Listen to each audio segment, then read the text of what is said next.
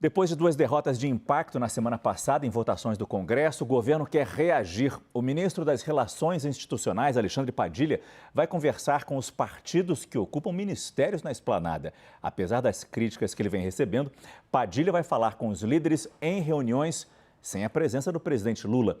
Quem tem os detalhes é a nossa repórter Tainá Falcão, direto de Brasília. Tainá, boa noite. Oi, Márcio, boa noite para você e a todos. Alexandre Padilha, articulador político do governo Lula III, decidiu reagir às críticas que vinha recebendo, até mesmo do seu chefe, o presidente Luiz Inácio Lula da Silva. Convocou uma coletiva de imprensa para hoje, às 3 da tarde, e falou bastante sobre quais são os planos do governo a partir de agora para melhorar a articulação política. Começando já a partir da próxima quarta-feira, com reuniões com ministros e também líderes partidários.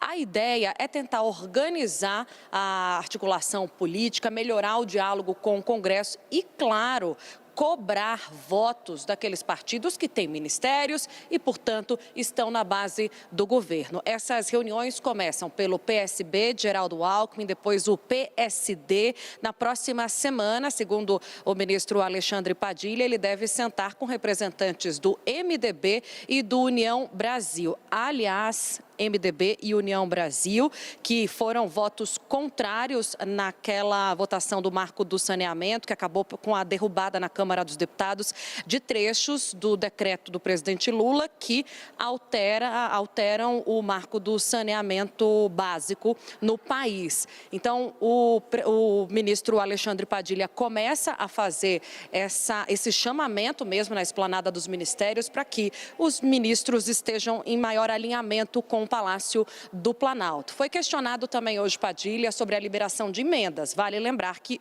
a presidente da Câmara dos Deputados, Arthur Lira, numa recente entrevista, fez uma reclamação pontual em relação a esse assunto. Ele disse que a liberação das emendas estão seguindo o rito natural da lei de diretrizes orçamentárias, que está tudo dentro do cronograma. Sobre as críticas que vem recebendo, disse que já está acostumado. Eu volto com você, Márcio. Muito obrigado, Tainá Falcão, que falou com a gente ao vivo de Brasília. Eu volto a conversar com o Caio Junqueira. Caio, Padilha recebeu então mais um voto de confiança de Lula para continuar essa articulação sem a presença do presidente. Mas o que se fala, e como a Tainá nos ventilou aqui na entrada ao vivo dela, é que a postura do governo quanto às emendas não deve mudar. Será que Padilha consegue fortalecer a base mesmo nesse cenário?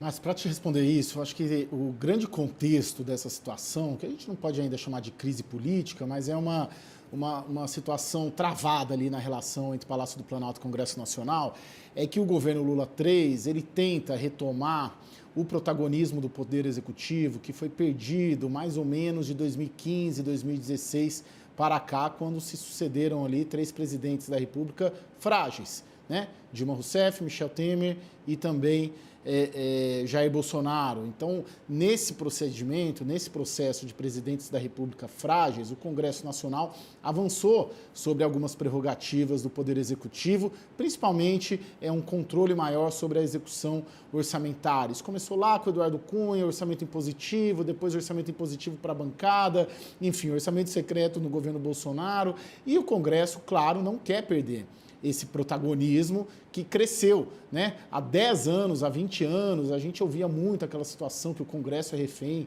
do Palácio do Planalto. Essa situação se inverteu. O Congresso hoje, o Poder Legislativo hoje no Brasil é muito forte, é quase que um parlamentarismo. E o Poder Executivo atual, o governo Lula III, pretende retomar aquele modelo de presidencialismo de coalizão clássico. Então, basicamente, no nível macro, tem uma compreensão do novo governo que o regime brasileiro é presidencialista e que quem tem o poder de agenda e o controle dos recursos e tudo ou mais é o presidente da República. Só que o Congresso tem se tornado cada vez mais parlamentarista, né? Compreendido o sistema brasileiro como parlamentarista, e aí que dá esse choque. Portanto, para te responder, vai conseguir se compreender esse novo momento, que o Brasil de 2023 não é o Brasil de 2003, quando o Lula chegou ao poder pela primeira vez, que ele precisa fazer mais concessões, que não dá para gerar, como eu ouvi até de uma fonte na sexta-feira do Palácio do Planalto, esse desmame tão rápido do Congresso Nacional em relação ao Palácio do Planalto. E só para finalizar, tem um segundo ponto aí. Há uma divergência de conteúdo né, sobre como o Palácio do Planalto e o governo Lula 3 enxerga algumas agendas e como o Congresso Nacional enxerga algumas agendas, isso principalmente, estou falando aqui de agenda econômica.